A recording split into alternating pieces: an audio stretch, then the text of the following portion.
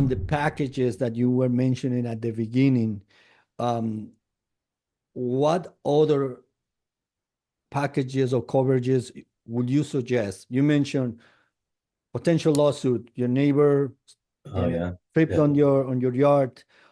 That let's talk about dogs that are aggressive and attack your neighbor. Oh, let's talk about those scenarios that you don't really think that can happen.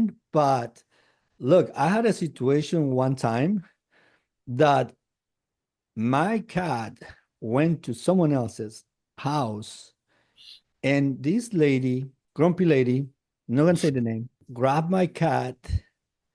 That's her story, right? I don't know what happened, but she came with my cat and she was bleeding her arm, all messed up. And she was like, "Is this your cat?" I was like, "Yeah, this is my cat."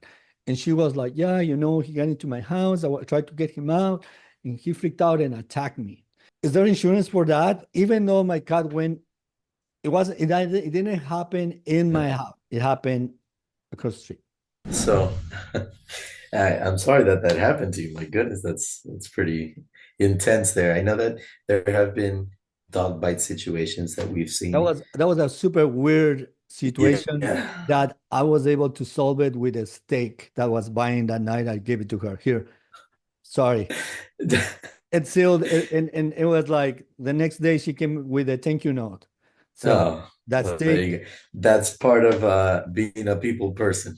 yeah, but it was like a really risky situation if she got Oh my goodness. all like because she was bleeding. It wasn't like just like a little, she was bleeding. Her arm was bleeding. Okay, well, the one thing that I would say, uh, disclaimer, of course, the when you're getting a homeowner's package, they will ask you what type of dog you have. They don't care about the cats, but the dogs, they want to make sure that it's not of aggressive breed, which I know that you know the list. Whether we agree aggressive breed or not, you Exactly. know the list. It's the Rottweilers, Rottweiler, pit these bulls. pit bull, yeah, all these. So again, I agree completely that it's the whole how you raise them, but they're on a list. No matter what, they're on a list with every company. So you really what's going to matter is if you're going to have one of these dogs, you have to have a company that will just exclude that dog bite, but will still insure the home.